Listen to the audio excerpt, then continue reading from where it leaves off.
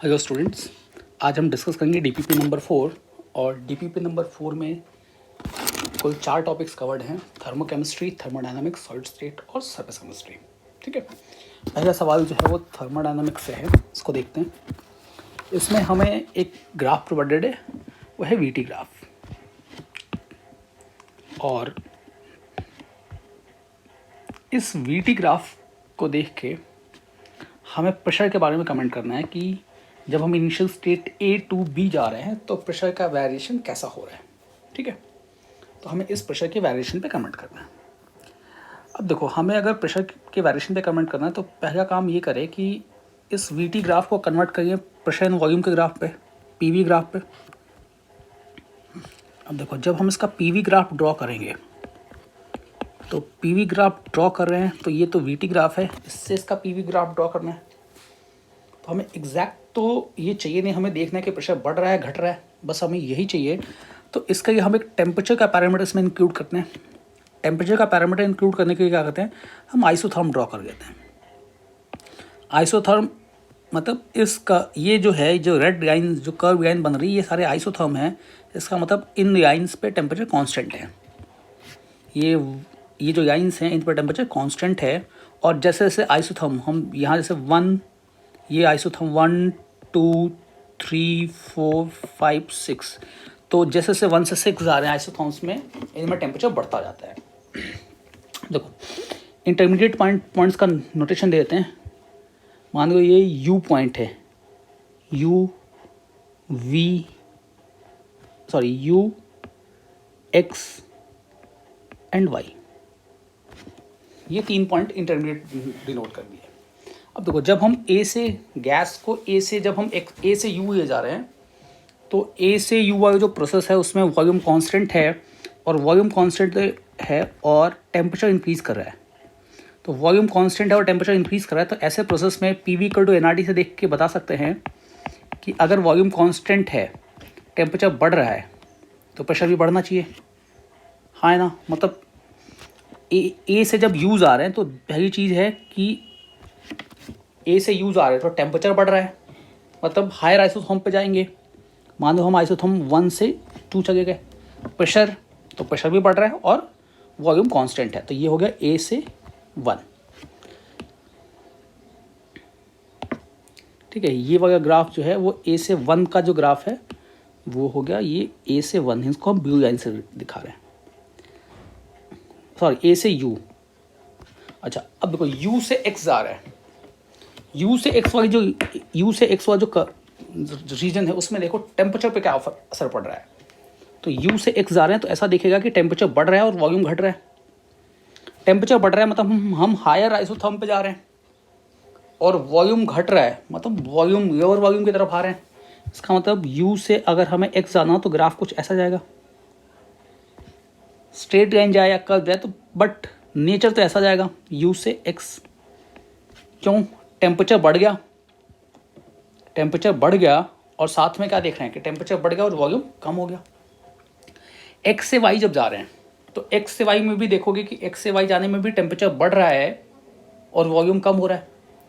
तो अगर टेम्परेचर बढ़ रहा है और वॉल्यूम कम हो रहा है तो अगेन ये टेम्परेचर बढ़ रहा है, वॉल्यूम कम हो रहा है, तो ये ग्राफ कुछ ऐसा जाना चाहिए। अगले हायर आइसोथर्म पे, हायर टेम्परेचर के आइसोथर्म पे जाना चाहिए। तो यहाँ यह पॉइंट है कि वाई।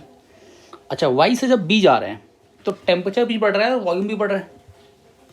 टेम्परेचर भी बढ़ रहा है, वॉल्यूम भी बढ़ रहा है, मतलब ये कुछ ऐसा आना चाहिए वाई से बी। ठीक है, तो क्या देख रहे हैं, ए से वाई तक जाते जाते प्रेशर बढ़ रहा है, वाई से बी जाने पे प्रेशर कम हो रहा है। तो pressure first increases then decreases, ये ऑप्शन अपना करेक्ट हो जाएगा, बी ऑप्शन। अच्छा, फाइनल प्रेशर और इनिशियल प्रेशर पे कमेंट करना है कि फाइनल प्रेशर ज़्यादा होगा या इनिशियल प्रेशर ज़्यादा होगा। तो देखो, ये जो वॉल्यूम में चेंज आ रहा है ये इनिशियल वॉल्यूम है और ये है फाइनल वॉल्यूम। वॉल्यूम में चेंज इतने का आ गया, टेम्परेचर में चेंज इतने का आ रहा है। तो टेम्परेचर में चेंज जो है वो डेल्टा टी और डेल्टा वी, देखेंगे कि डेल्टा टी में चेंज ज़्यादा हो रहा है, टेम्परेचर कंटिन्यूसली इंक्रीज करता गया है और वॉल्यूम बहुत कम इंक्रीज़ किया हुआ है। सो अगर हम इसको देखें तो P equals to nRT/V, temperature ज़्यादा इंक्रीज़ किया हो, वॉल्यूम कम इंक्रीज़ किया हो, तो टेम्परेचर इज डोमिनेंट फैक्टर और टेम्परेचर का डोमिनेटिंग फैक्टर है तो इनिशियल प्रेशर से फाइनल प्रेशर ज़्यादा होना चाहिए, जबकि हमें दिया हुआ है final pressure less than initial pressure, जबकि होना इसका उल्टा चाहिए। ठीक है, चलिए नेक्स्ट क्वेश्चन पे आते हैं। नेक्स्ट क्वेश्चन भी थर्मोडायनामिक्स से है और इसमें हमें वर्क कैलकुलेशन के बारे में सवाल है। ठीक है, वर्क कैलकुलेशन के बारे में सीधा स्टेटमेंट है कि work done by an ideal gas system. ध्यान से, work done by an ideal gas system. अब देखो, वर्क को अगर किसी भी प्रोसेस का वर्क हो, वर्क को लिखते हैं minus P external into delta we, या इसको मॉडिफाई करें तो minus P external V2 minus V1। ठीक है, पहला ए जो ऑप्शन है वो है रिवर्सिबल आइसोकोरिक हीटिंग। तो अगर ये आइसोकोरिक प्रोसेस है, कोई प्रोसेस अगर आइसोकोरिक है तो आइसोकोरिक प्रोसेस में डेल्टा V इज ज़ीरो। अगर डेल्टा V ज़ीरो है तो वर्क भी कितना आना चाहिए, तो आइसोकोरिक प्रोसेस का वर्क ज़ीरो होता रहना चाहिए, तो ये ऑप्शन नहीं हो सकता। बी ऑप्शन पे आते हैं, आइसोबारिक रिवर्सिबल, आइसोबारिक भी है और रिवर्सिबल भी है, और क्या है तो एक्सपेंशन।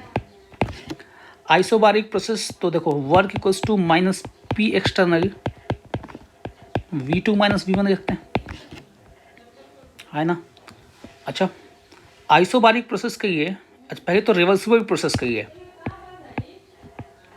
रिवर्सिबल प्रोसेस के लिए हम P कहें तो pressure, external pressure is approximately equals to pressure of gas, और ये आइसोबारिक है तो इनिशियल प्रेशर मानो P1 पे प्रेशर P1 है और कंडीशन 2 पे प्रेशर P2 है, तो P1 equals to P2 equals to P gas, और ये nearly equal to external pressure है। तो इन सबको सब्स्टिट्यूट कर दें तो ये आ जाएगा minus P V2 minus V1, है ना।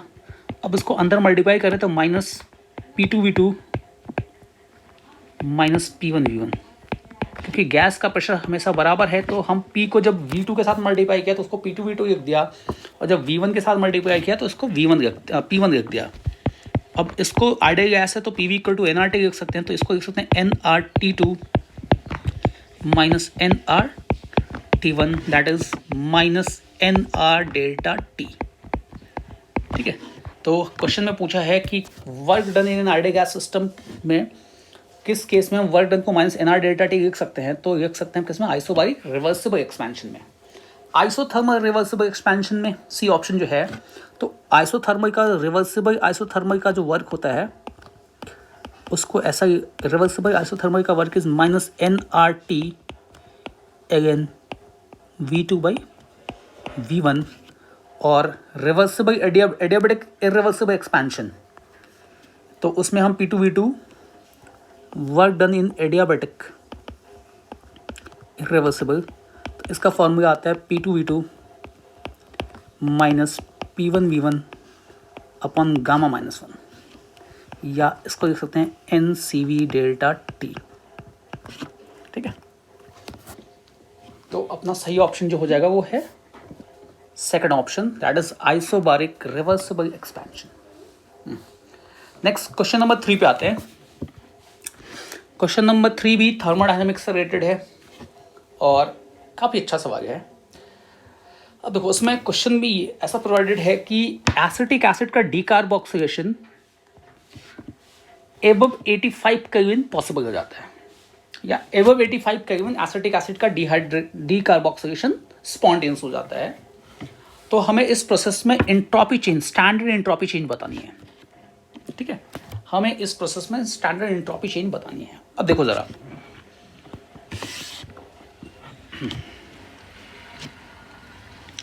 अब अगर रिएक्शन अगर स्पॉन्टेनियस हो जा रही है तो delta G equals to delta H minus T delta S, और जस्ट 85 केल्विन पे रिएक्शन स्पॉन्टेनियस हो रही है।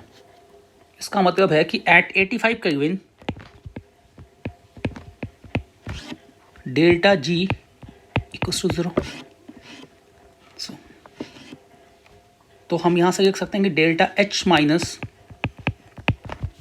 T delta S equals to 0, और यहाँ से मिल रहा है कि डेल्टा S की वैल्यू आ जाएगी डेल्टा H बाई T, और 85 केल्विन पे हम डेल्टा H की वैल्यू निकाल लिए अगर, और उसको temperature in kelvin scale, temperature kelvin में लेकर डिवाइड कर दे तो हमें डेल्टा एच मिल जाएगा। अब इसका डेल्टा एच निकालना है।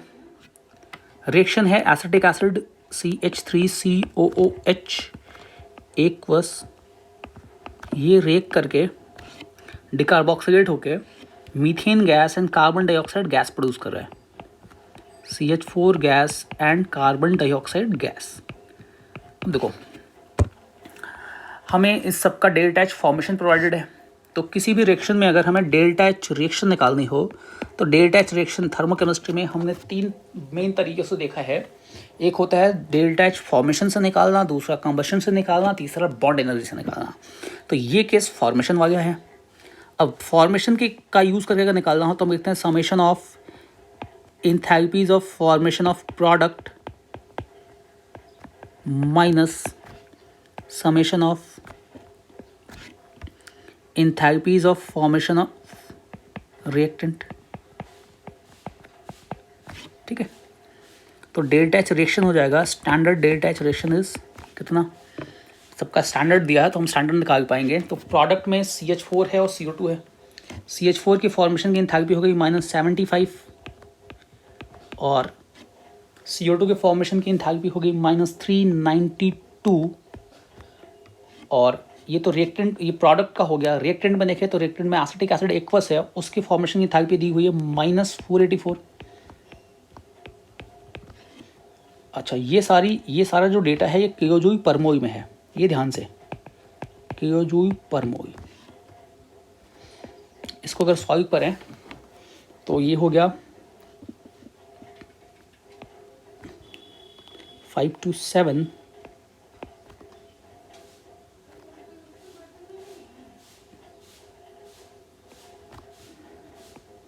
-467 प्लस 484 और ये वैल्यू आ गई 17 किलोजूल पर मोल।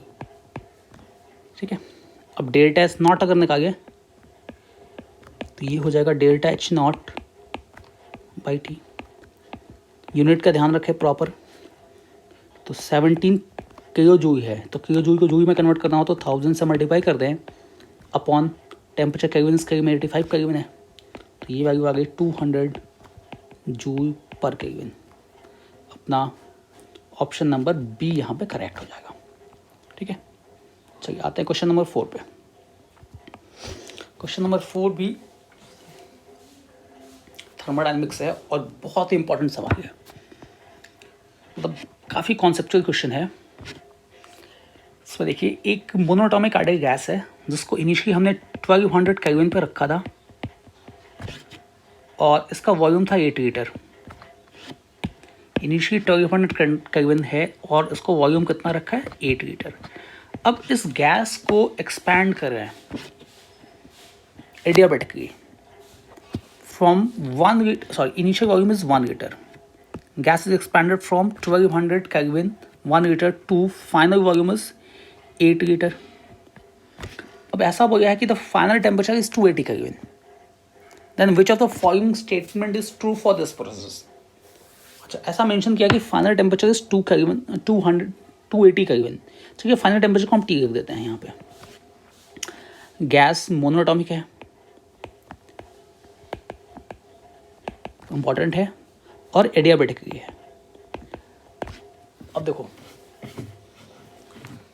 अब 2-3 चीज़ें हैं कि वर्क जो है, work is a path function, हाँ है ना, वर्क एक पाथ फंक्शन है।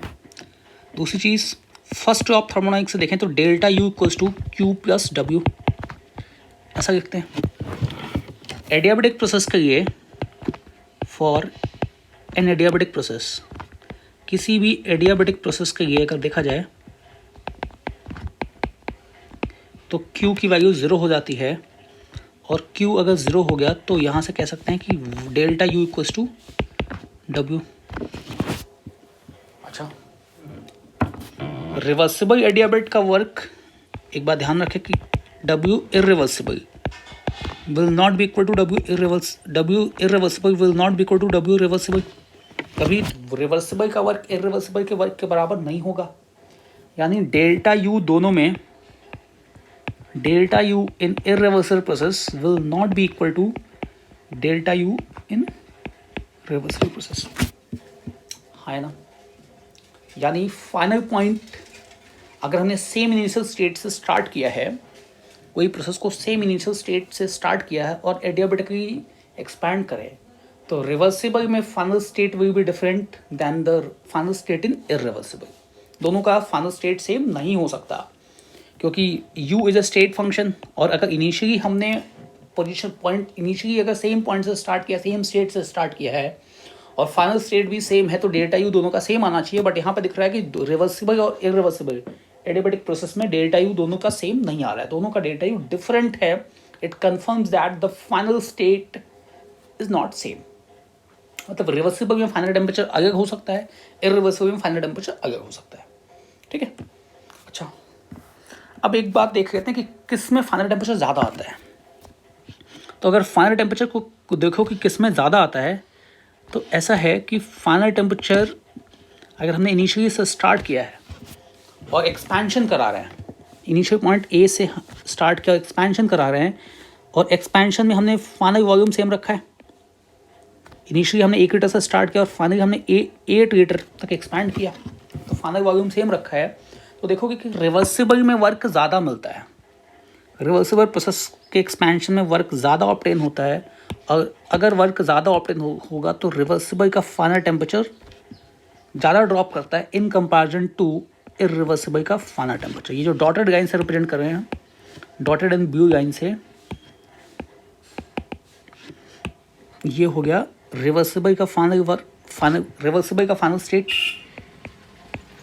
और इरिवर्सिबल का फाइनल स्टेट जो होगा वो थोड़ा सा इससे ज़्यादा, इससे ऊपर आएगा, ऐसा कुछ।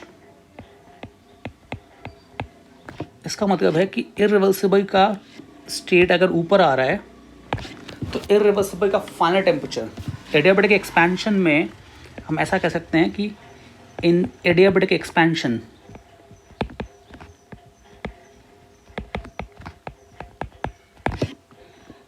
T final of reversible is less than T final of irreversible। अभी आया कहाँ से? तो वर्क देखो, वर्क मैग्नीट्यूड वाइज देखा जाए तो रिवर्सिबल के वर्क का मैग्नीट्यूड ज़्यादा है, रिवर्सिबल के वर्क का मैग्नीट्यूड ज़्यादा आता है, और रिवर्सिबल के वर्क का मैग्नीट्यूड ज़्यादा है तो रिवर्सिबल के डेल्टा यू का भी मैग्नीट्यूड ज़्यादा होना चाहिए। तो इनिशियल पॉइंट सेम है और यू डिक्रीज़ कर रहा है, तो डेल्टा यू ज़्यादा डिक्रीज़ करना चाहिए रिवर्सिबल में और कम डिक्रीज़ करना चाहिए इरिवर्सिबल में। तो यू ज़्यादा डिक्रीज़ कर जाएगा रिवर्सिबल में और कम डिक्रीज़ करेगा इरिवर्सिबल में। सो टेम्परेचर आइडियल गैस है तो टेम्परेचर का भी ट्रेंड सेम होगा। अब देखो हम अब क्या करें कि रिवर्सिबल का टेम्परेचर निकालिए। मानते हैं कि ये जो प्रोसेस है ये अगर हमने रिवर्सिबल कराया होता तो टेम्परेचर कितना आता। तो हमारे पास इक्वेशन है पी वी की power gamma is constant adiabatic के लिए। इसको ज़रा टेम्परेचर के टर्म में कन्वर्ट करें, तो जब टेम्परेचर के टर्म में कन्वर्ट करेंगे तो P को हम T पुट कर P equals to nRT/V put कर सकते हैं। तो ये हो जाएगा TV की power gamma -1 is a new constant. ठीक है, अब यहाँ से पुट कर सकते हैं कि T1V1 gamma -1 equals to T2V2 gamma -1। तो T2 की वैल्यू निकाल सकते हैं कि T1 upon V1 upon V2 की पावर गामा -1 इस T2, और T1 की वैल्यू है 1200, V1 फाइनली 1 लीटर है और ये 8 लीटर है, और गामा -1 मोनोटॉमिक गैस है। मोनोटॉमिक गैस का गामा इज़ 5/3,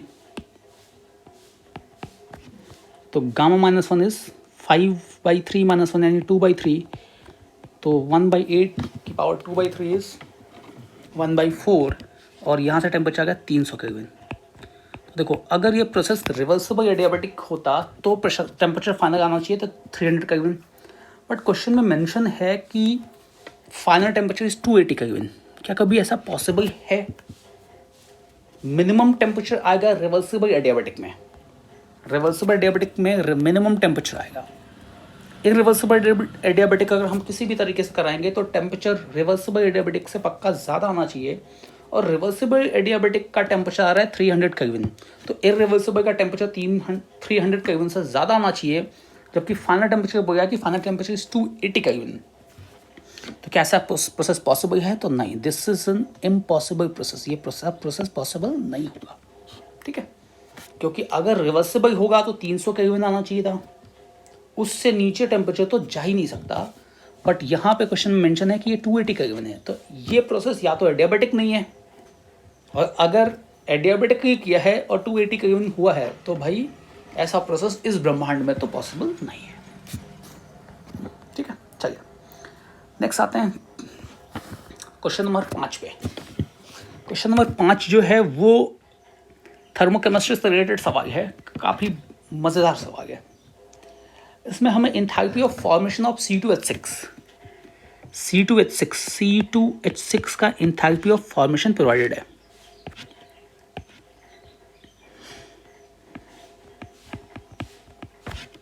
कितना? तो -84। अच्छा, C2H6 मतलब हम ऐसा सोच सकते हैं कि CH3 CH3 इथेन, फिर C3H8 की एंथैल्पी ऑफ फॉर्मेशन है -105 किलोजूल पर मोल। तो ये ऐसा लगेगा कि ये CH3 CH2 CH3 ऐसा है। अब देखो CH3 CH3 और C3H8 को देखें तो ऐसा लग रहा है कि हमने बीच में इस बॉन्ड को ब्रेक किया, और इस बॉन्ड को ब्रेक करने के बाद एक CH2 ग्रुप उसमें ऐड कर दिया, है ना। तो एक बॉन्ड को ब्रेक करके एक CH2 ग्रुप ऐड किया, तो एंथैल्पी ऑफ फॉर्मेशन कितनी बढ़ जा रही है? तो माइनस एंथैल्पी ऑफ फॉर्मेशन में चेंज जो है वो माइनस, देखें तो -21 का हो जा रहा है ना।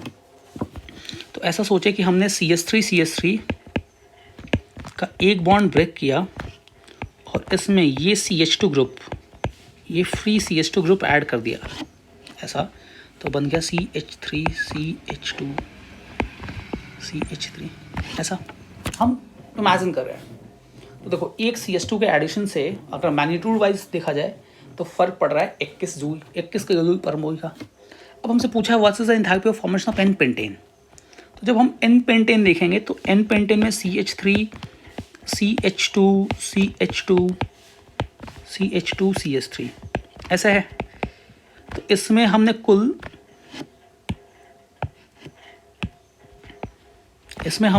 1 2 और ये 3 CH2 ग्रुप जोड़ दिए। अब एक CH2 ग्रुप जोड़ने से डेल्टा H फॉर्मेशन का मैग्नीट्यूड 21 से बढ़ जाता है, तो 3 जोड़ने पे 63 से बढ़ जाएगा। तो डेल्टा H फॉर्मेशन अगर कहा जाए कि delta H formation of n pentane, तो ऐसा देखें कि -84 तो CH3 का है, और उसमें जब हम एक CH2 जोड़ रहे हैं तो 21 से और नेगेटिव -21 और हो जा रहा है, तो 3 जोड़ेंगे तो -63, दैट इज 7147 किलोजूल पर मोल, इतना होना चाहिए, है ना। क्वेश्चन नंबर 5 का option number B will be the correct option. चलिए नेक्स्ट आते हैं क्वेश्चन नंबर 6 पे। 6 सॉलिड स्टेट का सवाल है। अच्छा, इसमें 2 अरेंजमेंट पॉसिबल हैं, AB अरेंजमेंट और ABC अरेंजमेंट। हम अगर देखें तो क्लोजेस्ट पैकिंग इन 3 डायमेंशन में 2 अरेंजमेंट होते हैं, AB और ABC। दोनों का पैकिंग फ्रैक्शन एग्जैक्टली बराबर होता है, दोनों एकदम सिमिलर अरेंजमेंट्स हैं। बस डिफरेंस इस बात का है कि इसमें AB के बाद जो थर्ड ईयर है वो एक जैसी है, और यहाँ third year is different from first and second year, but बाकी सब कुछ सिमिलर आता है। इस अरेंजमेंट को छोड़ दिया जाए, इस ABC ये थर्ड ईयर जो डिफरेंस है, इसके अलावा जो मतलब डेंसिटी है, पैकिंग फ्रैक्शन है, वो सारे पैरामीटर सिमिलर रहते हैं। अब देखिए क्या हो रहा है कि इन HCP और NCCP structure made of spheres of equal size, the volume occupied per sphere including the empty spaces. जैसे अगर हम CCP की बात करें तो CCP में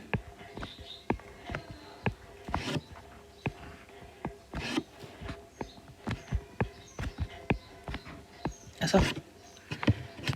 इफेक्टिव नंबर देखें तो इसमें सीसीपी में एटम्स जो हैं वो कॉर्नर्स पे प्रेजेंट हैं और कॉर्नर्स के साथ ही फेस सेंटर्स पे भी प्रेजेंट हैं। तो कॉर्नर्स के साथ अगर फेस सेंटर में प्रेजेंट है तो total effective number of atoms in 1 unit cell देखें तो ये वैल्यू आ जाती है 4।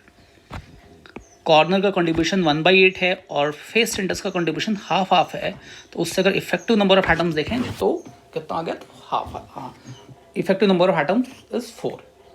अब देखो ज़रा, इसमें ब्लू से जो रिप्रेजेंट किए गए हैं वो फेस सेंटर्स पे हैं, जो रेड से रिप्रेजेंट किए गए हैं स्फीयर वो कॉर्नर्स पे है। अब in 1 unit cell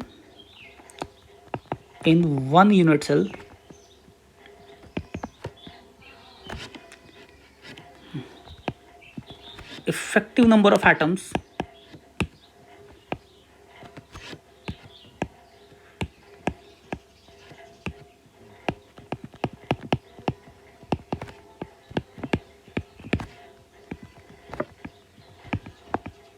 atoms equals to 4 है। देखो अच्छा, यहाँ पे a is the radius of sphere. A को क्या है, तो a is radius of sphere का रेडियस इज ए। अब मान लो हमने एजगेंथ बी मान ली, बी क्या है, तो एजगेंथ है। तो ये देखेंगे कि ये जो फेस डायगोनल है, इस फेस डायगोनल के एटम्स आपस में टच करेंगे, तो atoms along face diagonal will touch, तो फेस डायगोनल की लेंथ हो जाएगी √2b। और अगर इसको देखा जाए रेडियस का टर्म में लिखा जाए तो ये इसका पूरा रेडियस 2a हो जाएगा, उधर से a और a, तो यानी ये आ गया 4a। यहाँ से हम b बोल सकते हैं कि as length is 4a/√2। 4a/√2 यानी 2√2a। ठीक है।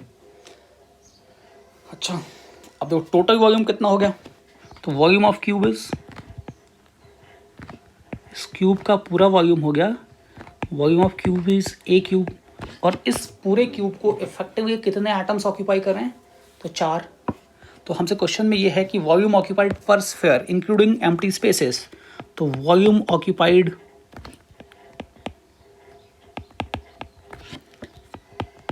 पर स्फीयर इंक्लूडिंग एम्प्टी स्पेसेस, तो टोटल वॉल्यूम इतना हो रहा है इंक्लूडिंग एम्प्टी स्पेसेस। सॉरी, ये ए क्यूब ना हो के, ये कन्वेंशनली हम ए एच को लेते हैं, पर यहाँ बी है तो हमें बी क्यूब लिखना चाहिए। तो ये B cube upon number of atom is 4। B की वैल्यू कितनी हो गई, तो 2√2a का होल क्यूब अपॉन 4। ठीक है, तो 2 का होल क्यूब यानी 8 और √2 का होल क्यूब यानी 2√2a क्यूब बाई 4।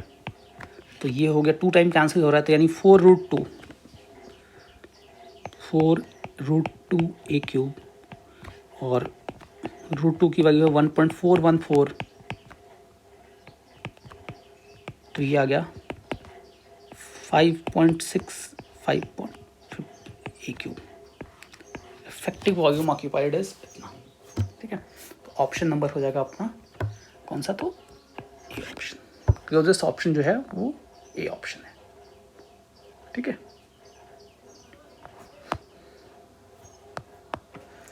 हाँ। नेक्स्ट है क्वेश्चन नंबर 7। क्वेश्चन नंबर 7 भी सॉलिड स्टेट का ही सवाल है। इसमें देखिए ज़रा, इसमें ऐसा कहा जा रहा है कि what is the maximum number of layers of atom in close pack planes that will lie between 2 imaginary parallel planes having a distance between them is इतना in a copper crystal FCC lattice. ठीक है, अब देखो हमने 2 parallel plane draw की है, कितने distance पे, तो उनके बीच की डिस्टेंस है 13√2/3r। ठीक है, जहाँ r is the radius of the sphere. अब ये सवाल काफ़ी बढ़िया सवाल है, हमें 2-3 चीज़ समझनी है। HCP और FCC के 2 लेयर्स के बीच में डिस्टेंस इज सेम, चाहे वो HCP हो चाहे FCC हो, लेयर 2 लेयर्स के बीच में डिस्टेंस सेम होता है, बस डिफरेंस HCP और FCC में ये डिफरेंस होता है कि एक में ABAB पैकिंग है, दूसरे में ABC पैकिंग है, ठीक है। अब देखो डिस्टेंस बिटवीन 2 ईयर्स कितनी होती है, तो HCP में हमने डिराइव भी किया होगा, तो distance between 2 year is 2√2/3r। HCP में डिराइव किया होगा, चाहे तो इसको हम FCC में भी इसको डिराइव कर सकते हैं। बहुत सिंपल टेक्निक है। जैसे ये हमने ऊपर FCC ड्रॉ किया है और इसमें अगर ईयरिंग देखें तो ईयर जो होता है वो ऐसे दिखता है, यहाँ से ये टोटल डिस्टेंस √3a आ जाती है। और फिर हम ईयर्स को देख के उनका नंबर से डिवाइड कर दें तो हमें एक ईयर 2 ईयर के बीच की डिस्टेंस मिल जाएगी, और that comes out to be exactly this, जो HCP में भी कैलकुलेट होती है, ठीक है। अब देखो पहली year, first, second, third, fourth, fifth, sixth, 7, 8, हमारी डिस्टेंस कितनी है, √13√2/3r। हमने मानो पहली ईयर यहाँ ले ली 0 डिस्टेंस पे, ये फर्स्ट ईयर को ले लिया, ये डिस्टेंस जो है वो है 2√2/3r। तो 2, 4, 6, 8, 10, 12, 13, तो दूसरी ईयर हम यहाँ ले सकते हैं। तो ये डिस्टेंस जो होगी अभी, ये हो गई 13√2/3r, and number of years जो आ गई 1, 2, 3, 4, 5, 6, 7, टोटल 7 ईयर्स इसमें पॉसिबल हो जा रही हैं, ठीक है। तो टोटल कितनी, तो टोटल 7 ईयर्स आ जाएंगे। नेक्स्ट आते हैं क्वेश्चन नंबर 8 पे। क्वेश्चन नंबर 8 भी सॉलिड स्टेट का सवाल है। इसमें ऐसा कहा है कि the number of atom in 100 gram of an FCC crystal, एक FCC क्रिस्टल का मास दिया हुआ है 100 ग्राम, डेंसिटी प्रोवाइडेड है, density is 10 gram per centimetre cube, और यूनिट सेल की एज लेंथ प्रोवाइडेड है, दैट इज 200 पिकोमीटर। तो हमें बताना है कि इसमें कितने एटम्स होंगे। 100 ग्राम का जो क्रिस्टल है उसमें टोटल कितने एटम्स होंगे ये बताना है। अब देखो इसके लिए कई सारे तरीके से हम जा सकते हैं। एक तरीका है कि हमें वेट पता है, डेंसिटी पता है, वेट पता है, डेंसिटी पता है, तो हम वॉल्यूम निकाल लें, हाँ है ना। तो W/V = D होता है, तो यहाँ से वॉल्यूम हो गया W/D, और वेट है कितना, तो वेट देखेंगे कि वेट इज़ 100 ग्राम और डेंसिटी इज़ 10 ग्राम, यानी ये आ गया 10 सेंटीमीटर क्यूब, ठीक है, ये 10 सेंटीमीटर क्यूब आ गया। अब देखो FCC है तो ये 10 = number of unit cell, number of unit cell n मान गए, तो एक यूनिट सेल का वॉल्यूम, अच्छा number of unit cell n मान गए, तो volume of 1 unit cell is, volume of 1 unit cell = a cube. तो n यूनिट सेल का वॉल्यूम कितना हो गया, तो n × a क्यूब, और यही कितने के बराबर हो जाएगा, तो टोटल वॉल्यूम 10 सेंटीमीटर क्यूब। यहाँ से हम n निकाल सकते हैं कि n की वैल्यू हो जाएगी 10 अपॉन, अब ये सेंटीमीटर में है तो a की भी वैल्यू सेंटीमीटर में होनी चाहिए, तो a की वैल्यू जब सेंटीमीटर में पुट करेंगे तो देखो a is in picometre, picometre मतलब 10⁻⁻12 मीटर, तो इसको अगर हम मीटर में कन्वर्ट करें, सेंटीमीटर में कन्वर्ट करें तो 10⁻10 सेंटीमीटर, तो इसको देख सकते हैं 2 × 10⁻8 का होल क्यूब, ये आ गया। अब देखो एक यूनिट सेल में, FCC के एक यूनिट सेल में इफेक्टिवली 4 एटम्स होते हैं, तो नंबर ऑफ एटम्स अगर निकालना हो तो number of atoms will be 4n, और ये हो गया 4 × 10 अपॉन 2 का क्यूब इज़ 8 × 10⁻24 -24, 10⁻24, ठीक है। तो इसकी वैल्यू निकाले तो 4 से 2 टाइम, तो ये 5 हो गया, ये वैल्यू आ गई 5 इंटू 10⁻+24 एटम्स। तो ऑप्शन नंबर सही हो जाएगा अपना बी ऑप्शन। तो ये तरीका हो गया। दूसरा तरीका क्या करें, एक यूनिट सेल का वॉल्यूम ए क्यूब लिख लिया, ठीक है। एक यूनिट सेल का वॉल्यूम लिखते हैं हमने a cube, total number of atoms को मान लेते एन, तो नंबर ऑफ यूनिट सेल हो जाएगी n/4। यहाँ देखना ध्यान से, टोटल नंबर ऑफ एटम्स मान गए कि हमने n है, यहाँ हमने इस सॉल्यूशन में हमने n is number of unit cell माना है। एक डिफरेंट सॉल्यूशन की बात करें तो उसमें टोटल नंबर ऑफ एटम्स को n मान गए, टोटल नंबर ऑफ एटम्स को n मान लेते हैं तो यूनिट सेल हो जाएगी n/4 और वॉल्यूम हो जाएगा n/4 इंटू ए क्यूब और that is equal to 10 centimetre cube. तो वहाँ से n निकाल के टोटल नंबर ऑफ एटम्स निकाल सकते हैं, ठीक है। चलिए क्वेश्चन नंबर 9 पे आते हैं। क्वेश्चन नंबर 9 इस डीपीपी के सिंगल करेक्ट क्वेश्चन में से सबसे बेहतरीन सवाल है। बहुत अच्छी ब्लेंडिंग की गई है, कई सारे कॉन्सेप्ट्स एक साथ सॉलिड स्टेट को आयनिक इक्विलिब्रियम के साथ मिक्स किया गया है और एक बहुत खूबसूरत सवाल है। देखिए, एक आयनिक सॉलिड है B+A-, जो रॉक सॉल्ट मतलब NaCl टाइप के क्रिस्टल में क्रिस्टलाइज होता है। अच्छा, इतना ग्राम आयनिक सॉलिड हमने डिजॉल्व किया है वाटर में और सॉल्यूशन बनाया 1 लीटर का। अच्छा, अब देखो, ये सॉलिड स्टेट की बात हो रही थी और एकाएक दे दिया कि the pH of the solution is measured to be 6। अरे राम, इस सॉल्यूशन का pH 6 है एंड द लेंथ ऑफ, फिर से मतलब सॉलिड स्टेट की बात की, फिर pH की बात आ गई, आयनिक इक्विलिब्रियम पहुंच गए, फिर length of the face diagonal in the unit cell is इतना, फिर से सॉलिड स्टेट पे आ गए और पूछा जा रहा है कि हमने डेंसिटी ऑफ आयनिक सॉलिड बताओ और डेटा हमें फिर से सॉलिड आयनिक इक्विलिब्रियम का दे रखा है और ऐसा मेंशन किया कि H is a strong acid. अच्छा, बड़ा ही मतलब सॉलिड स्टेट आयनिक इक्विलिब्रियम, दो बहुत ही डिफरेंट कॉन्सेप्ट एक साथ मिक्स हो रहे हैं। चलिए देखते हैं। H एक स्ट्रॉन्ग एसिड है तो B+A- एक सॉल्ट हो गया। अच्छा, किसका, तो Kb ऑफ BOH इज 10⁻⁻5, यानी एक वीक बेस और स्ट्रॉन्ग एसिड का सॉल्ट है और इसका pH भी इंडिकेट कर रहा है कि इसका pH इज 6, इसके सॉल्यूशन का pH 6 आ रहा है, एसिडिक आ रहा है, मतलब यहाँ पे कैटायनिक हाइड्रोलिसिस इन्वॉल्व हो रही है, हाँ है ना। और वो दिख भी रहा है कि salt of weak base and strong acid है तो वहाँ कैटायनिक हाइड्रोलिसिस होगी और कैटायनिक हाइड्रोलिसिस के केस में pH equals to half pKw minus pKb minus इलॉक्सी, ऐसा लिखते हैं।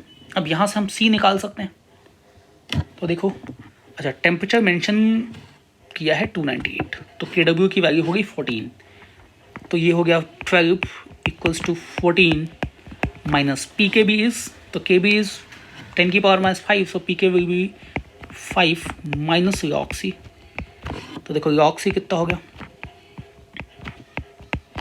तो इसको इधर शिफ्ट करें तो ये -12 और -12 -5 -17 और 14 से माइनस करें तो -3, यानी कॉन्सेंट्रेशन C इज 10⁻⁻3m।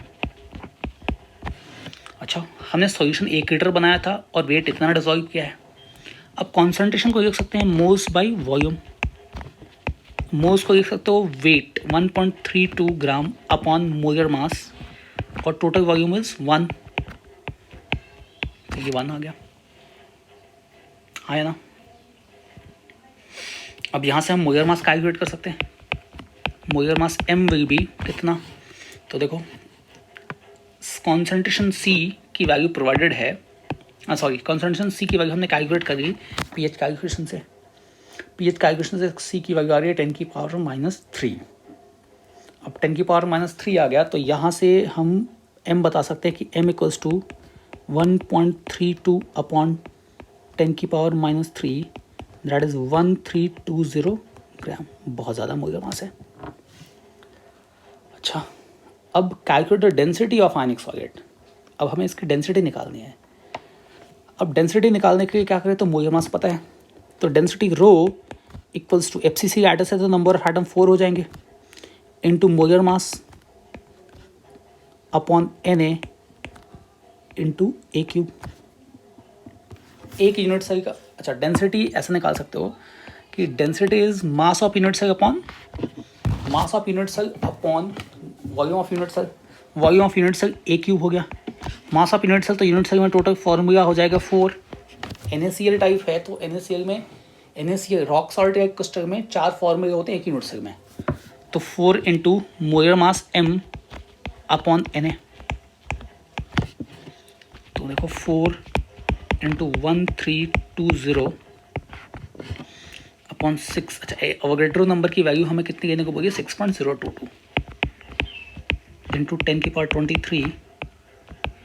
अच्छा, हमें फेस डायगोनल दिया हुआ, face diagonal of the unit cell is इतना, हमें ए क्यूब प्रोवाइडेड नहीं है, ए प्रोवाइडेड नहीं है, अब हमें फेस डायगोनल प्रोवाइडेड है।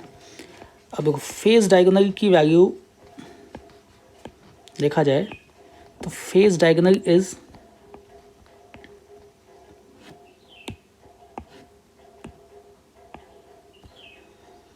ये, एज लेंथ अगर a है तो face diagonal is √2a and √2a is 600 into √2, unit is picometre, 600 into √2 picometre, so a is 600 picometre. So density हो जाएगी 4 इंटू 1320 अपॉन 6 इंटू 022 10⁻23। आंसर हमें ग्राम पर सेंटीमीटर में cube में दिया हो तो उसको सेंटीमीटर क्यूब में कन्वर्ट करेंगे तो 600 इंटू 10⁻−10 सेंटीमीटर, यानी 6 इंटू 10⁻−8 सेंटीमीटर क्यूब। ऐसा इसको सॉल्व करें तो डेंसिटी की वैल्यू आ जाएगी, सॉल्यूशन करने पे डेंसिटी की वैल्यू आ गई 4 ग्राम पर सेंटीमीटर क्यूब। बहुत बेहतरीन सवाल जिसमें solid state as well as ionic equilibrium को बहुत अच्छे से मिक्स किया गया था। चलिए नेक्स्ट क्वेश्चन नंबर 10 पे आते हैं।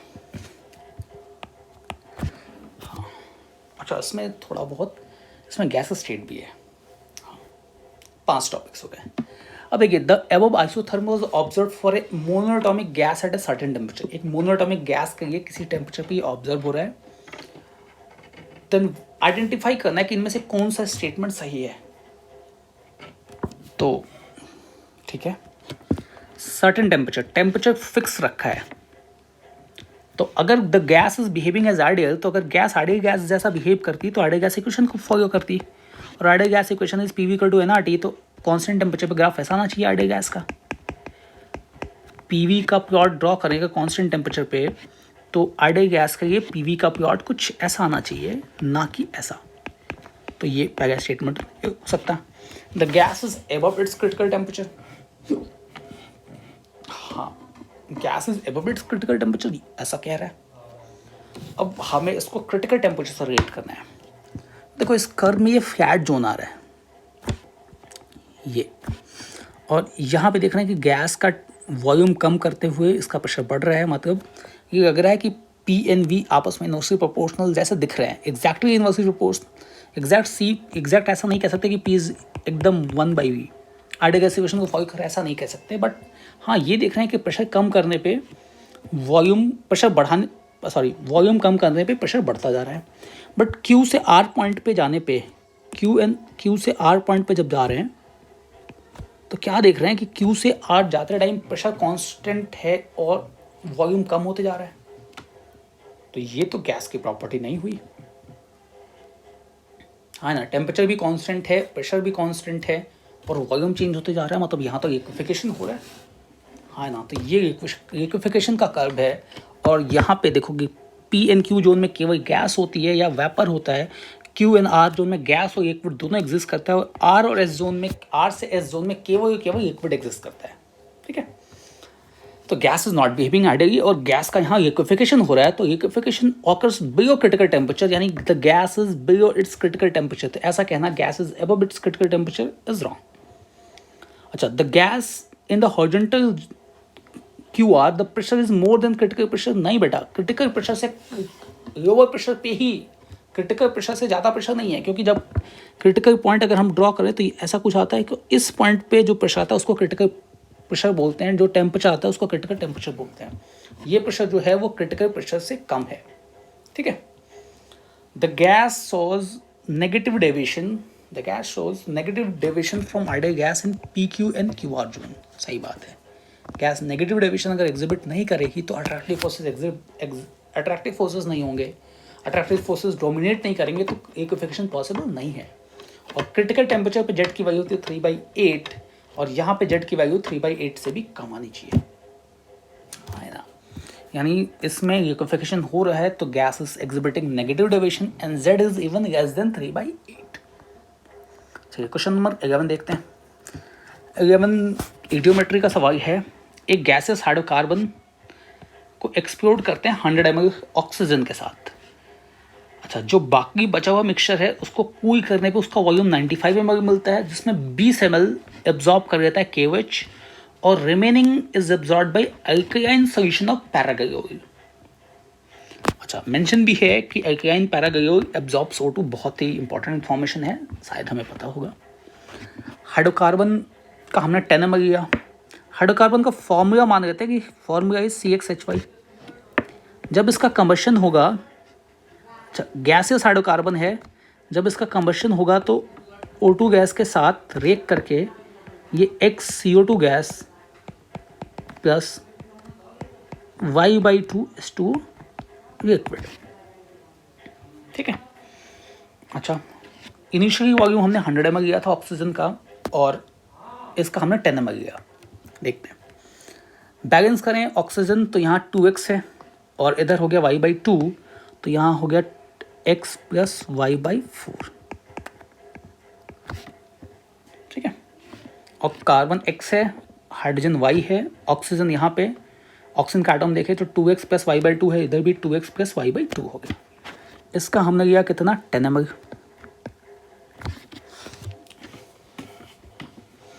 इसका कितना लिया, तो इसका लिया इनिशियली हमने 100 ml।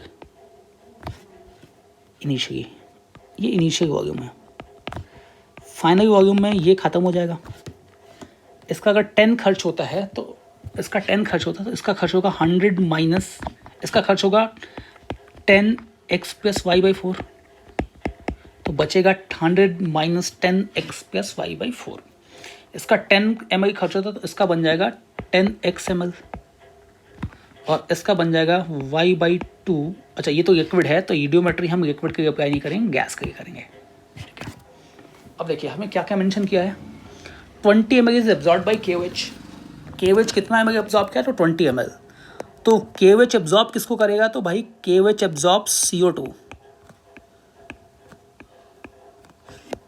Absorbs CO2। So volume of CO2 is कितना, तो वॉल्यूम ऑफ CO2 हम KOH के एब्जॉर्ब वॉल्यूम से बता सकते हैं, दैट इज 20 ml।